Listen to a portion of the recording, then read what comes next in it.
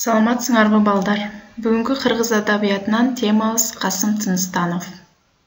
Бүгүнкү сабагыбыздын максаты Касым Тыныстановдун басып өткөн жолу жана ийгиликтери менен таанышуу, анын аткарган иштеринен таасирленүү жана тарбия алуу. Учурунда Сталиндик бийликтин тушунда кыргыздын бир топ деген белгилүү, атактуу, мыкты, билимдүү адамдары репрессияланган. Алардын арасында дагы ушул кыргыз элинин туңгуч профессору, агартуу тарабына чоң салымын кошкон Касым Тыныстанов да болгон. Касым Тыныстанов ким болгон? Касым Тыныстанов азыркы биз колдонуп жаткан, биз окуп жаткан кыргыз тилинин грамматикасын, кыргыз адабиятын жана биздин бүгүнкү кыргыз мамлекетибиздин түптөгөн агартуучу инсандарыбыздын бири болгон. Ал кыргыз улуттук жазуусун иштеп чыккан.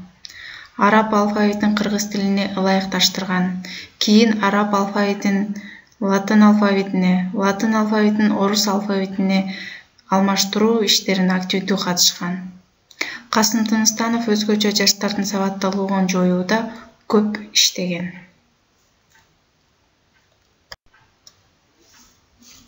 Касым Тыныстановдун өмүр жолуна көз чаптырсак, Кыргызстандын Ысык көл өрөөнүндөгү Чырпыкты кыштагында туулган. Ата-энеси жөнүндө маалымат жок. Ал 1909 жана 1916 жылдардын арасында мусулман жана орус жергиликтүү калк мектебинде окуган. 1916 жылы улуттук көтөрүлүштөн кийинки улуу үркүн маалында Кытайга качып кеткен. Билесиңер балдар, 1916 жылы бизде улуу үркүн болгон. Бул учурда кыргыз эли Кытай тарапка качып жан сактап калган. Ошол учурда дагы Касым Тыныстанов эл менен чогуу Кытайга качып, Кытайда кайра кайтып келген. 3 жылдан кийин өз мекенине кайтып келген. 1914-1916 жылдары Караколдогу орус түзем мектебинде окуган. Кийин 1916 жылдары үркүн учурунда эл менен Кытайга качкан. Ал Кытайда кандай жашоо өткөргөндүгү тууралуу маалыматтар жок.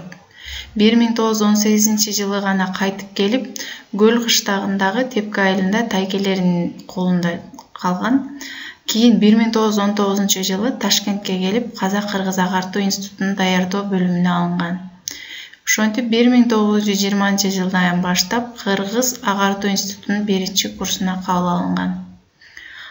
Эмгек жолун, ишмердилик жолун ушул эле жерден баштаган Касым Тыныстанов. Институтта окуп жүргөн кезинде эле ал жакта 1920-24 жылдары Орис, Ак жол гезиттеринде, Жас кайрат, Сана журналдарында кызматкер болуп иштей баштаган. Кийин 1925 жылы Кыргыз автономиялык областынын академиялык борборунун кыргыз бөлүмүнүн катчылыгына дайындалган. Кийин ал бир Эркин тоо гезитинин жооптуу редактору болуп иштеген. 1927-30 жылдары Кыргыз АССРнин эл агартуу комиссары болгон. Кийин 1928 жылында Жаңы маданият жолунда журналды уюштурууга катышып, 31 жылга чейин анын жооптуу редактору болгон. 31 жылдан 37 жылдарга чейин Кыргыз маданият курулуш институтунда илимий кызматкер, сектор башчысы, директордун милдетин аткаруучу, ошол эле учурда Кыргыз педагогикалык институтунда окутуучу болуп иштеген. Демек, өмүрүнүн акырында Кыргыз педагогикалык институтунда окутуучу болуп иштеген. 38 жылы кайтыш болгон. Касым Тыныстанов кыргыз жазма адабиятын жана илимий тил таанууну баштоочулардын бири. Кыргыздын улуттук жазуусун иштеп чыгууга, асыресе араб алфавитин кыргыз тилине ылайыкташтыруу, араб алфавитин латынча, латынчаны орус алфавитине алмаштыруу иштерине катышкан. Билесиңер балдар, биз эң башында араб алфавитин колдонгонбуз кыргыздар. Андан кийин араб алфавити бизге кыйынчылыкты туудуруп, үйрөнүүдө оорчулукта жаралгандыктан латын алфавитине көчкөнбүз. Латын алфавитинен кийин 1940 жылдары орус алфавитин кириллицаны кабыл алганбыз. Ошол иштерге өз салымын кошкон Касым Тыныстанов болгон. Азыркы кыргыз орфографиясынын негизги принциптерин иштеп чыгып, кыргыз тилинде туңгуч окуу китептерин, кыргыз тилинин туңгуч грамматикасын жана тил илими боюнча кыргызча терминологияны түзгөн. Демек биз азыркы окуп жаткан кыргыз тилине Касым Тыныстановдун салымы зор. Азыркы окуп жаткан кыргыз тилин Касым Тыныстанов түзгөн. Ошол адам түптөгөн. 1924-жылы окуу китебин түзүп, 1926-жылы чоңдор үчүн алипе, 1927-жылы эне тилибиз, 1933-жылы социалдык экономикалык сөздүк, 1934-жылы кыргыз тилинин морфологиясын, 1936-жылы кыргыз тилинин синтаксисин жараткан. Ошондой эле эне тили, жаңа ыл, кыргыз адаби тилинин жаңы долбоору, жаңы алфавит түзүүнүн жаңы принциптери, биздин тил жана башка макала эмгектерин жазган. 37 жылдык өмүрүнүн көп бөлүгүн мамлекеттик жумуштарга арнаган. Өзү 37 жашына чейин жашады. Ошо 37 жыл өмүрүндө ушундай көп иштерди жасаганга жетишкен. Касым Тыныстанов өзү көп учурда мамлекеттик иштер менен иштегендиктен, кыргыз мамлекетин түптөгөнгө салым кошкондуктан, ошо мамлекеттик иштердин негизинен көркөм чыгарма жазууга убактысы аз болгон. Ошондой болсо дагы ал бир канча ырларды, өзүнүн драмаларын жазып калтырган. Ал бир гана поэзияда эмес, прозаны дагы жазган. Ташкентте окуп жүргөндө Орис, жаңы Орис гезиттеринде бир нече казакча ырлары жарык көргөн. Касым Тыныстанов алгач ыр жазганда ырларын казак тилинде жарыялаган. Анткени мунун себеби, ошол учурда Касым өзүнүн ырларын жазып жүргөндө кыргыз тилинде чыккан гезит же башка бир уюмдар жок болгон. Ошондуктан ал казак тилинде жазып, журналдарга өз ырын чыгарган. Анын биринчи өз эне тилинде жазылган ыры Алато 1922-жылы жазылган. Ал поэзия гана эмес, проза менен дагы алектенип, Жас Кайрат журналынын 4 санына Мариям менен көл боюнда деген көлөмдүү аңгемесин Келгин деген ат менен жарыкка чыгарган. 1925-жылы Москвадан чыккан Касым ырларынын жыйнагы. Бул жыйнак акындын 1919-жылдан баштап 24-жылга чейин жазылган бардык ырлары камтылган.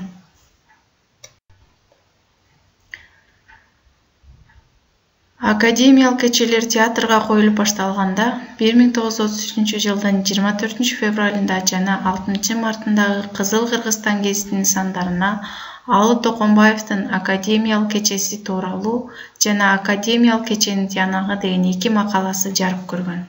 Бул макалаларда Касымга карата сындар айтылган. Тыныстановду улутчул пантюркизм идеяларына сугарылган деп, анын Касым ырлар жыйнагы академиялык кечелер чыгармаларынын мазмунуна карап гана күнөөлөгөстөн, жаш кезинде алаш ордочулар менен идеялаш болгон деп күнөө коюшкан. 1937-жылы Москвадан чакыртылып, эч себепсиз партиядан чыгарылып, 1-августта камакка алынган.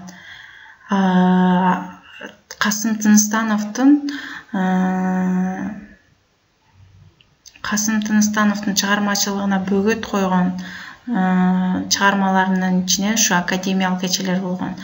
Касым Тыныстанов академиялык кечелерин жазып бүтүп, театрга коюуга даярданып жатканда, биздин акыныбыз Алы Токонбаев макаласын жазып, өзүнүн сын пикирлерин айтып, ошонун негизинде Касым Тыныстанов улутчул деген күнөө коюлуп, камакка алынган, репрессияланган ушул чыгармасынын негизинде. 1938 жылдын 5 ноябрында СССРдин Жогорку аскер сотунун жабык көчмө сессиясында Тыныстановго 1921 жылдан тартып улутчул Алаш Ордо уюмуна, андан кийин буржуазиячыл зыянкет социалдык Туран партиясынын жетекчилик тобуна кирген деген күнөө менен коюлуп, атууга өкүм кылынган. Өкүм тез аранын ичинде аткарылып, 7 ноябрда атылган.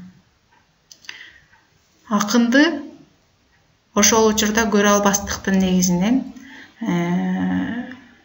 аттырылган. Акын деген агартуучу Касым Тыныстанов ошол учурда алгачкы профессор болгон. Бул наамдын алышына дагы көптөгөн астында иштегендер, көптөгөн жана башка жазуучу акындар көрө албастык менен буга каршы чыгып, ар кандай сын пикирлерди айтып, үстөккө сын пикирлерди айтуу менен аны 1938 жылы 7 ноябрда атууга аттырылган. Касым Тыныстановду көрө албастыктын гана негизинен аттырылып кеткен. 1956 жылы анын жубайы Турдубүбү тиешелүү органдарга кайрылып, 1957 жылы СССРдин Жогорку аскердик соту 1938 жылдын 5 ноябрдагы чечимин жокко чыгарган. 1958 жылы 22 ноябрда аны партиялык жактан актаган. Кийин бир канча өлгөндөн кийин, бир канча жылдан кийин өзүнүн жубайы Турдубүнүн чуркап жүрүп, ошол учурда СССРдин Жогорку сотуна кайрылуу менен аны 1958 жылы гана актаган.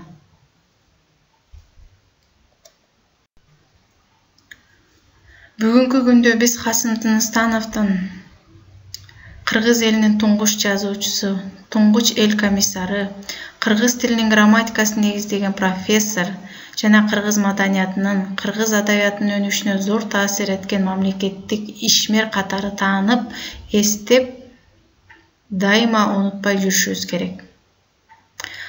Келечекте биз дагы ушул улуу инсан кылган иштердин канча бир пайызын аткарууга умтулушубуз зарыл.